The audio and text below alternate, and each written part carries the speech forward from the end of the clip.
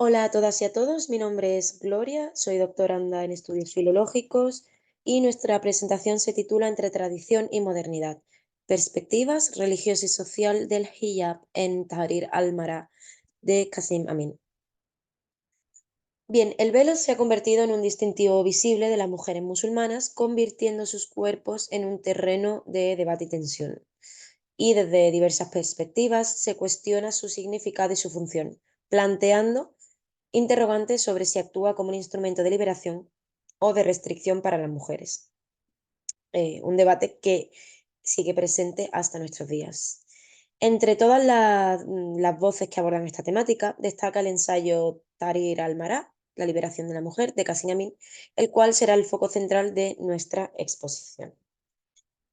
En cuanto al autor, Qasim Amin es un intelectual y jurista egipcio de finales del siglo XIX y principios del XX, que ha sido ampliamente reconocido como uno de los precursores más destacados y de mayor influencia en la emancipación de las mujeres en el contexto árabe islámico.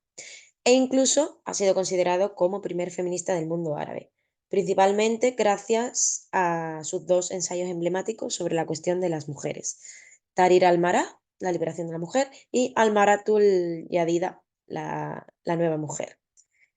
Qasim Amin nació en 1863 en una familia aristocrática, pasó su infancia en Egipto y fue educado en instituciones públicas y privadas.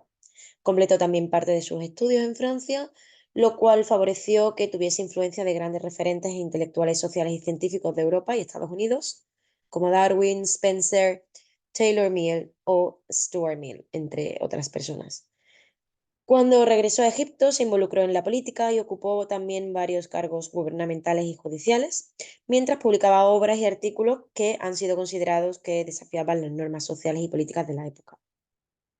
En este momento, en el contexto de nuestro autor, Egipto aparece como epicentro de corrientes intelectuales que promueven el nacionalismo y el modernismo de las ideas religiosas para adaptarlas a los nuevos tiempos. Entonces, en sus escritos, nuestro autor refleja este carácter nacionalista, reformista y modernista, em, y considera que el desarrollo del potencial de las mujeres es un criterio y prerequisito para el desarrollo de la nación y de la civilización moderna. Em, Tiene mucha influencia, se ve fuertemente influenciado de Muhammad Abduh o de Al-Afghani, entre otros. En cuanto a su obra, en Tahrir al-Mará da un paso decisivo hacia la formulación de propuestas de reforma social más concretas y audaces. Esta obra supone un profundo análisis de las causas subyacentes al deterioro de la situación de la mujer en Egipto y sugiere reformas que contemplan la revisión de las leyes que regulan el divorcio y la poligamia, así como la ampliación de la educación de las mujeres. Aquí Amin se posiciona como un reformista social y defensor de la emancipación de las mujeres en una sociedad que, en su opinión, se ha estancado en prácticas arcaicas. En esta obra dedica uno de los capítulos a presentar su visión sobre el significado, el uso y las limitaciones del velo, acorde con la ley islámica, que es en lo que nos vamos a centrar. Amin abogará por la abolición del velo, como veremos más adelante, y la modificación de las prácticas culturales relacionadas con las mujeres en la sociedad egipcia, argumentando que la transformación de la vestimenta femenina es crucial para lograr una transformación social integral. Y bueno, sus apelaciones, en general en su obra, predice sus apelaciones en dos declaraciones que toma como axiomáticas. Por un lado, que la mujer es la clave del progreso o atraso de una nación, tanto en su papel de madre y esposa, en el ámbito privado, familiar, como la mujer con valor para la vida pública. Y por otro lado, que el cambio y la evolución son parte del orden natural que las musulmanas y musulmanes resisten por su propio riesgo. Pero bien, cuando hablamos del velo, ¿a qué tipo de velo nos referimos? Cuando estamos en la obra de Qasim Amin, nos referimos al velo de la mujer, al hijab al-nisa. El término hijab, solo como hijab, hace referencia a cualquier velo colocado delante de una persona u objeto para ocultarlos de la vista o mantenerlos aislados, con esta noción de cortina que separa espacios, aunque, y esto es muy importante, desde la sistematización de la Vulgata Nebarietur, del texto coránico, y con el nacimiento de la jurisprudencia islámica, del fiqh, se utiliza de manera general para aludir exclusivamente al velo de la mujer musulmana. De ahí que no solo hablemos de hijab, sino hijab al-nisa, este velo que le cubre el rostro y el pecho. Pero bueno, como prenda de vestir, además de este hijab al-nisa, existen otros velos que pueden cubrir a las mujeres de manera parcial, como el jimar o el chador, o totalmente, como puede ser, que pueden cubrir su cuerpo totalmente, como el niqab o el burka. En este sentido, en cuanto al hijab al-nisa, Qasim Amin afirma que cubrir el cuerpo de la mujer con el niqab y el burka no son parte de la sharia, ni en términos de moralidad ni de costumbres, sino que proceden de antiguas tradiciones preislámicas que siguen vigentes. No obstante, el hijab sí desempeña eh, varios roles tanto en la ley islámica como en la práctica del Islam en general. Por tanto, además de denotar este velo de la mujer, propiamente dicho, se confiere como una institución islámica. Por otro lado, el término hijab ha experimentado una evolución significativa desde el periodo clásico hasta la modernidad, pero su significado más extendido está relacionado con el velo em, que se extendió desde las primeras esposas del profeta Muhammad a todas las demás mujeres musulmanas libres, comenzando a generalizarse entre las mujeres como signo de honradez y a institucionalizarse, como ya comentábamos, en las sociedades islámicas. Entonces, este velo empieza poco a poco a tomarse como distintivo de modestia y diferenciación de género, que va a trascender su mera función práctica para convertirse en un símbolo arraigado en la teología islámica, enfatizando la pureza de las mujeres, posicionándolas con su uso en un estado de anonimato y reflejando así la recomendación de preservar la modestia según los preceptos religiosos.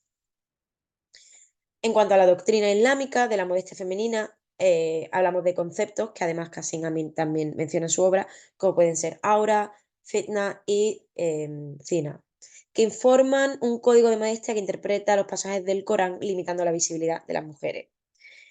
Estos principios se basan en la percepción de las mujeres como potenciales provocadoras y los hombres como susceptibles. Entonces, los juristas islámicos lo que hicieron en lugar de establecer de manera general en lugar de establecer una distinción clara entre lo público y lo privado basada en género, se enfocaron en el control del espacio y la vestimenta para regular la actividad sexual y sancionar infracciones como es el zina. Este concepto abarca una amplia gama de actividades sexuales y se trata como un delito que requiere castigo, con métodos específicos de prueba y penalización establecidos en el Corán. Asimismo, nos encontramos con el concepto de fitna, que puede significar tentación, seducción o disturbio, y se considera una prueba de fe que puede manifestarse tanto interna como externamente. La modestia femenina se entiende dentro de un contexto más amplio que incluye la interacción entre géneros y la regulación de la actividad social y religiosa para promover la virtud y mantener la estabilidad social. Aquí el hijab, en esta teoría de la modestia femenina, es considerado muchas veces como prenda para preservar esta modestia, ¿no? Y ocultar las áreas del cuerpo que son consideradas privadas, partes pudendas o aura. Y bien, si la opinión predominante entre los eruditos islámicos es que para los hombres las partes pudendas abarca desde el ombligo hasta la rodilla, para las mujeres existe una diversidad de opiniones que puede incluir las manos, el pelo e incluso su voz. Posteriormente habrá intelectuales reformistas, entre ellos Qasim Amin, que argumentarán que las mujeres no tienen la obligación de cubrir su rostro. Y bueno, esto va a reflejar las diferentes tensiones entre las interpretaciones más conservadoras y las más reformistas de la práctica islámica. En cuanto a Qasim Amin, él está convencido de que el texto coránico no es la causa directa de la situación de atraso, es decir, según él, el fondo del problema no es religioso, sino social, y de hecho el capítulo que dedica al velo se divide en estos dos apartados que vamos a abordar, la perspectiva religiosa y la perspectiva social.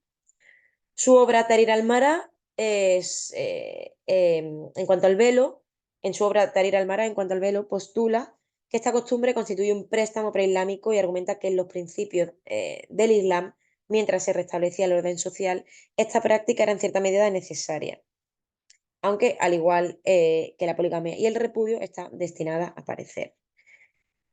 El velo, tal como se impuso anteriormente, posteriormente, socava la igualdad entre hombres y mujeres, que según Amin es un principio, esta igualdad entre hombres y mujeres es un principio reconocido en el Islam. De la misma forma, Qasim Amin critica todas las manifestaciones integrales del velo, considerándolas una forma de esclavitud, y argumenta que la principal finalidad del velo es el control sexual de todas las mujeres, como decíamos anteriormente. No obstante, aunque defiende al hijab al-sharia, que es la vestimenta prescrita por la ley islámica, aboga por una futura desaparición del velo y la abolición de su uso como el primer paso hacia esta Tahrir al-Mara, esta liberación de las mujeres.